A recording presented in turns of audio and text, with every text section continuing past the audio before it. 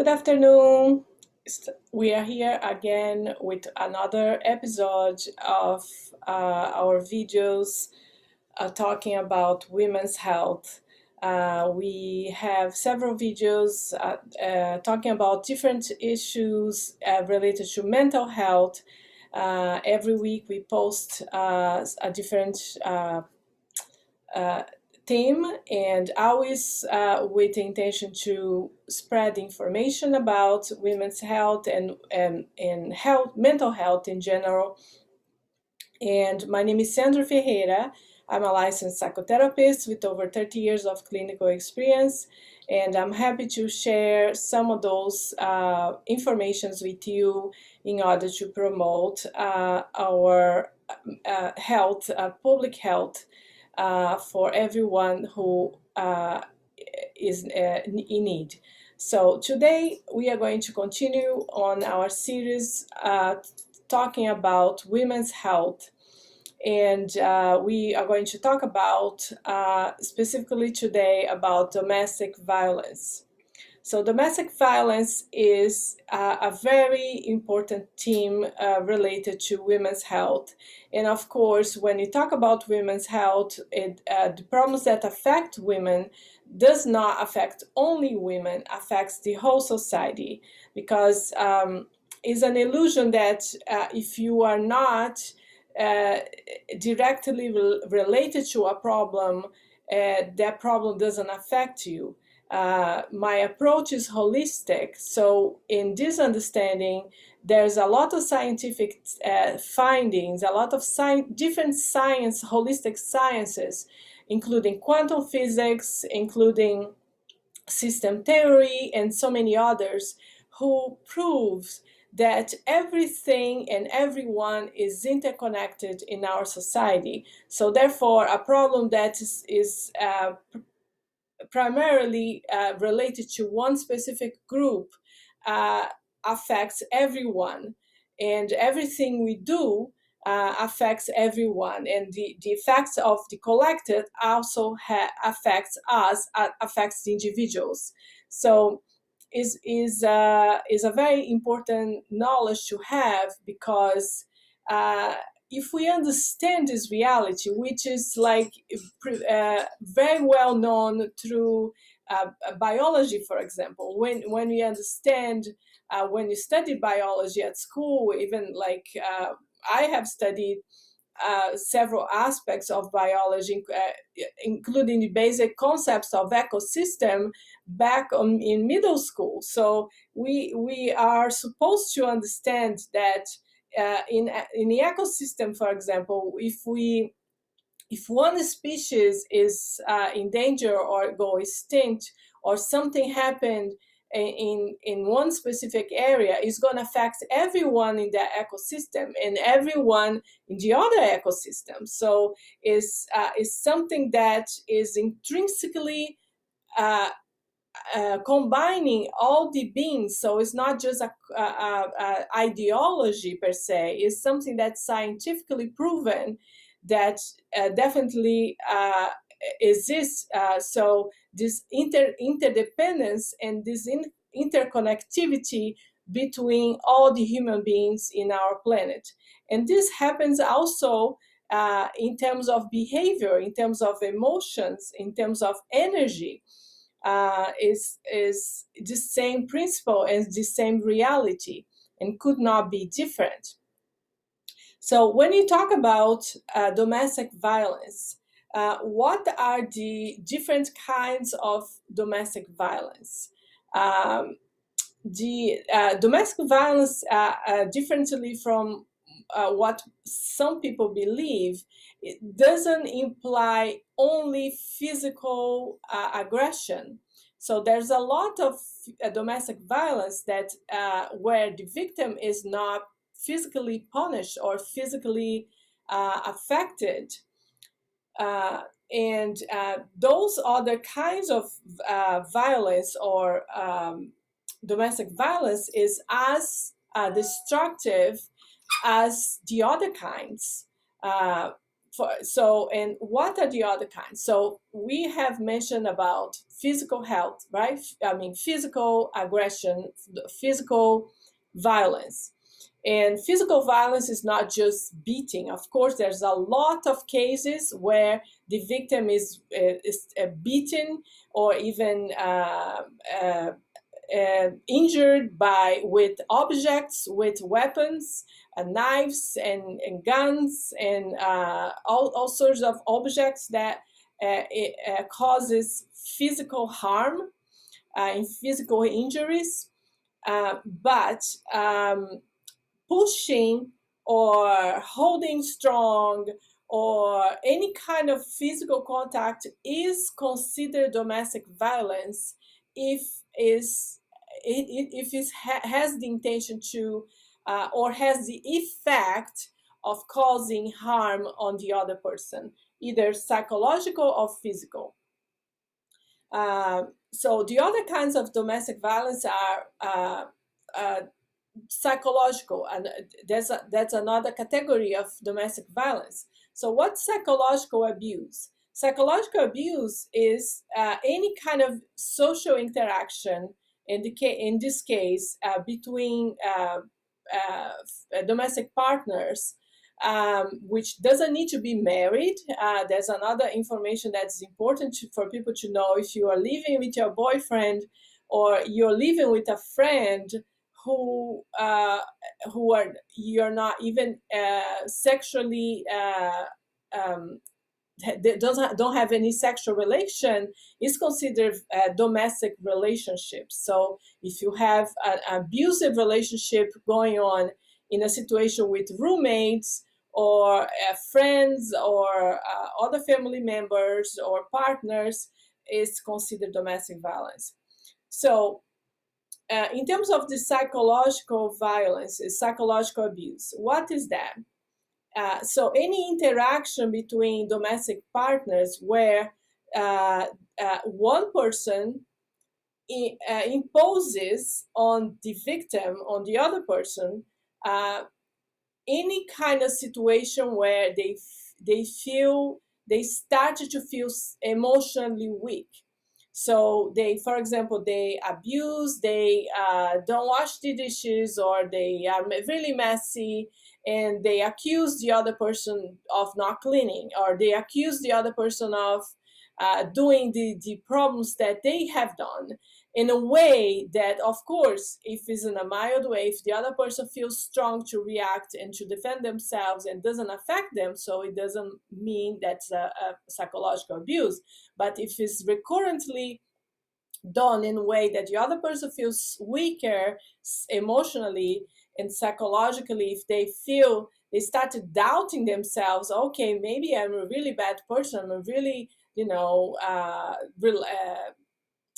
um, person that is not like really organized, or uh, whatever they made feel, it is constitutes psychological abuse. So situations where it's very common, for example, where the victim is isolated, so the perpetrator isolates them from other friends. They forbid them or make some kind of emotional challenge, uh, uh, emotional games, so they become more and more isolated from their network, their family, their other friends, the other members of their social network.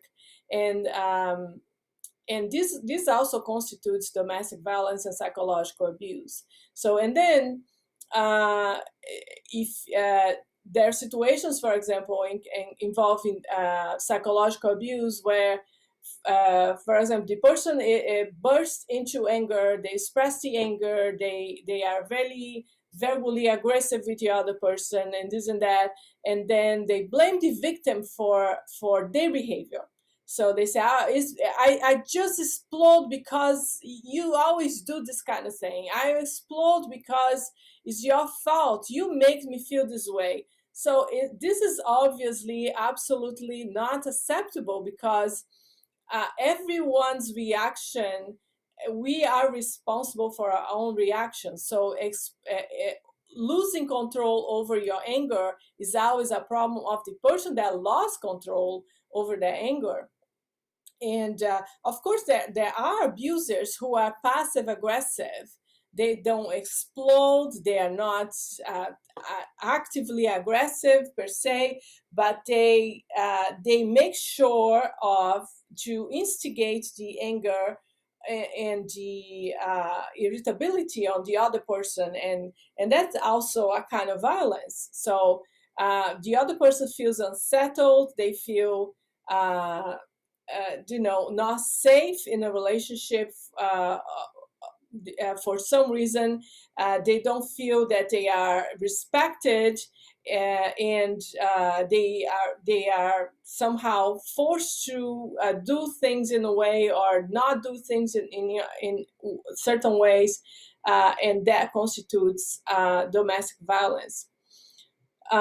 So there's always this game about, for example, if you are uh, if you are a strong woman, right? If you have your career, if you have if you're smart, and if your partner is very jealous and feels very insecure, and they start to put you down and to say, oh, you're stupid, you're not good enough in what you do, or why are you doing that, this is worthless, you are a worthless person. So, and sometimes they call names, they call like even more insulting, use more insulting words. That constitutes psychological abuse and verbal abuse. So psychological abuse is very interrelated to verbal abuse, although it's not necessarily the same thing, because like I said, there are some perpetrators who are passive aggressive. They don't use aggressive words, they are not necessarily aggressive, but they do things or not do things in a way that the other person becomes extremely unsettled. They feel disrespected and attacked in a way that is really even more subtle, and that's really, really damaging as well for the person's mental health. So the other kind of domestic violence is verbal, like I said. So if you use the words that put the other person down, it can be swears or vulgar language, but not necessarily. You can even use polite and beautiful language and put the other person down, and this also constitutes domestic violence. The other kind of abuse and violence is financial. If you don't have autonomy with your own money, if you don't have the freedom to manage your own money, or at least to participate in the family budget or family dynamics related to the money, you are being abused financially, and that constitutes domestic violence as well. So everybody in the family, all the adults in a family, and especially between domestic partners, all the parts need to be equally respected and listen in terms of in every aspect, including financial. So if you are, for example, if your partner oblige you to put the money on the family account, or account that you don't have access, you cannot manage yourself, you don't have the freedom to have access to that account to make decisions by yourself, or even to be consulted about using their money. This constitutes domestic violence, because it's infringing your freedom, infringing your individuality as a human being, and therefore is abuse and violence. The other kind of abuse, and which some people are not aware, and people don't even perceive that they are being abused, is called religious abuse.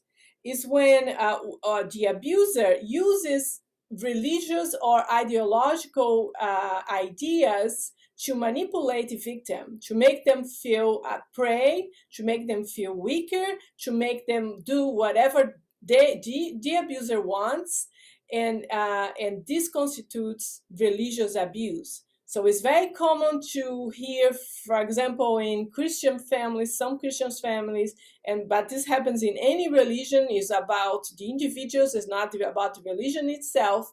So it's about how the individuals use and distort uh, the um, the ideas and the beliefs on their religion that is a problem. It's not the religion itself. So just an example, uh, for example, in some families, Christian families, it's very common that people say, oh, the women need to be submissive. The men are the head of the family. The men are the one that is the leader, and therefore you need to do as I say. So it has nothing to do with the Bible, has nothing to do what Jesus said. Is a pure distortion of what is the teachings of Jesus, because he came throughout his whole ministry. He was really clear about promoting equality. He defended the women in public that was being stoned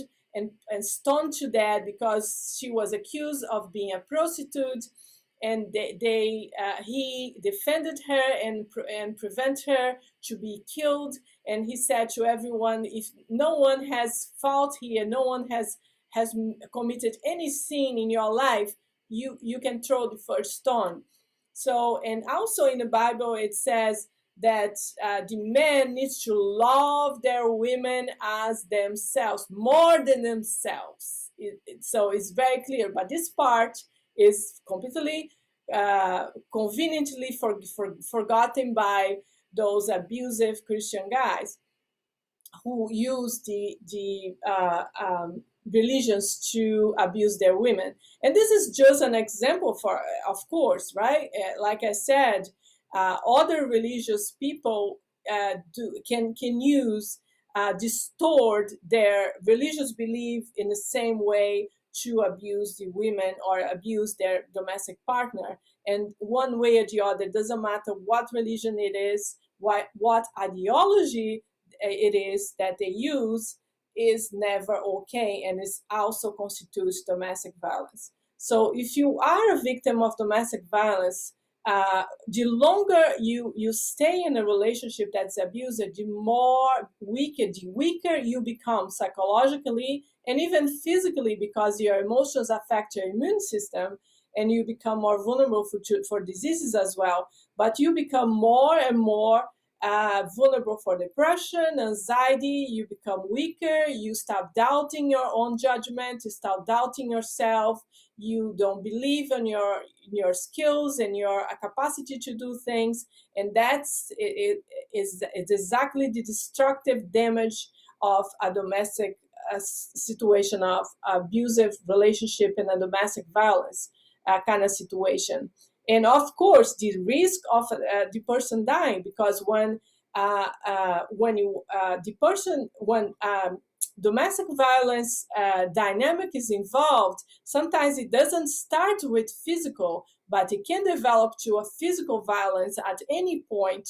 And statistically speaking, men are much more lethal when they are perpetrators than women.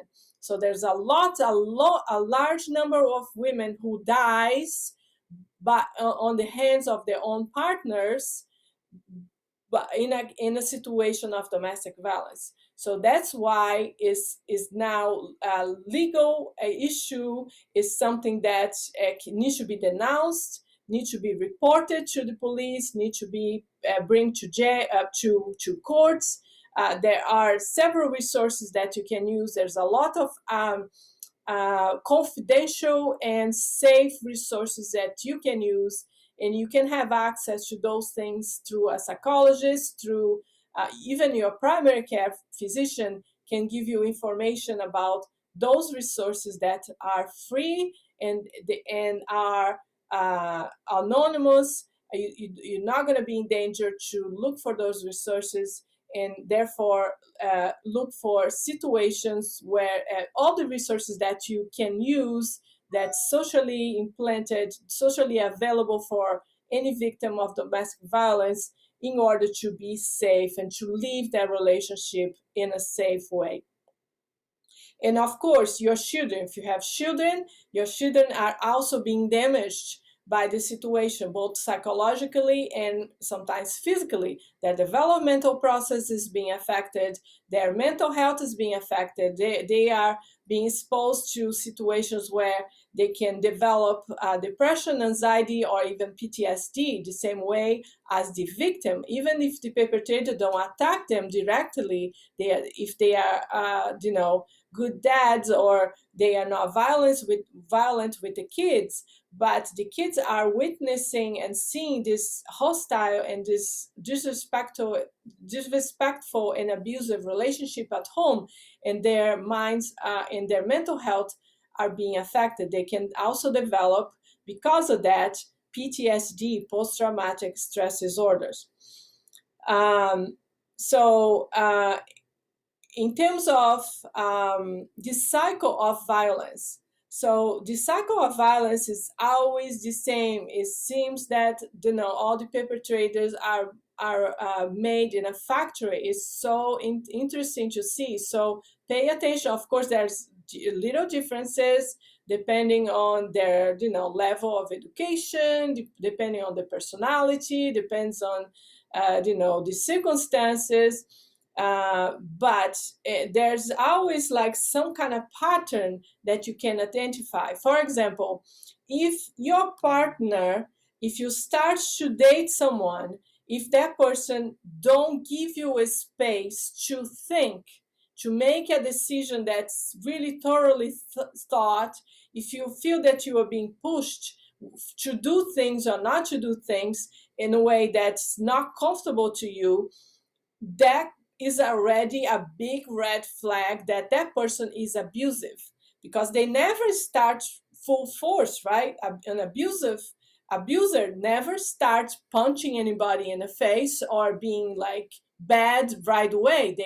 They are usually really charming, they are very seductive, they know what to say to seduce the other person, to gain their trust. They always make you believe that you are so special, that they love you very much, they cannot live without you, and that's why they are pushing you to have a committed relationship with them or whatever, or to have sex with them. And then when they know you are vulnerable and you are 100% into the relationship, you are in love with them, that's when they start to show their real face. They start to be a little more cold, or they start to be like neglectful with you, or they start to be a little abusive. They put you down, or they don't support you. They don't respect your boundaries, your wishes, or things like that. And things start to escalate little by little. Usually, is not right away that they show the full force of their abuse, their bad side. They always have very good qualities. Sometimes they are very good providers, they are very generous, they are caring, and you start feeling confused. Oh, well, that person is so good for me, and everybody else loves them because they can be really charismatic, and they can be really good person to everybody else. But then for their domestic partner, they are themselves. They show the real side. Um, so, and then the victims start becoming confused, because they think, wow, everybody loves him and he's so good. They have It's so good to everyone. It must be a problem with me. I'm probably the one who has some kind of a problem. I probably am the one who are really triggering this behavior on him. And you start feeling weaker and weaker, and more confused, and that's when these things start to escalate. So in the cycle of abuse, usually in the beginning, in the first cycles, usually the women notice, they are still strong, and they notice, okay, no, this is going so far, because they always go to a certain extreme. And then that's when the women say, okay, that's enough, I'm not going to accept this, I'm leaving, I'm getting a divorce, or I'm breaking up. And then they regret, they apologize, they say, oh, I'm sorry, yes, you're right, I'm like this because my dad used to beat me, or blah blah blah. There's always some kind of a story behind. They make themselves a victim, and they say that they regret what they have done, and they are going to change. Some of them even look for therapy just to hold their victims, to hold their partners in the relationship. But if they are not really willing to change, they don't understand that their behavior is not okay, they are not going to change. And then when you give another chance, you believe them. Oh, okay, okay, yes, yes, okay. Oh, poor you, blah blah blah. You feel sorry for them. You let them in again. You come, go back, and you start falling in love with them again. And then little by little, they start, when uh, time passes. Sometimes it takes a while. They can maintain a good behavior for a little while, and then little by little they start showing the other side again. They start to abuse you again, they start to disrespect you again, they start to be more colder and neglectful and distant, or whatever attitudes they express their abuse, they start to show again. But in each cycle, it becomes worse and worse and worse. That's why it's so dangerous.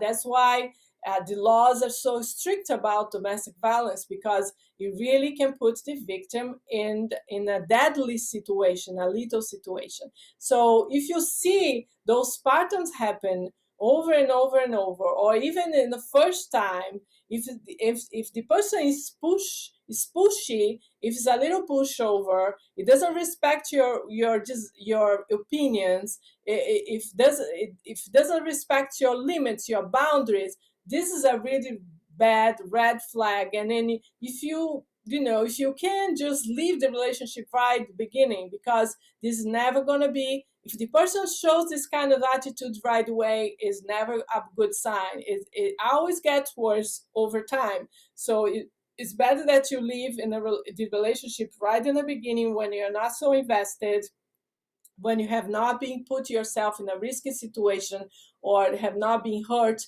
either emotionally or psychologically. So and again, there's always a way out. So don't, they always make you feel that, okay, if you do that, I'm gonna kill you, or gonna take our kids from you, or you are gonna call such and such person that's influential, and you're gonna be, you're gonna lose your job or whatever.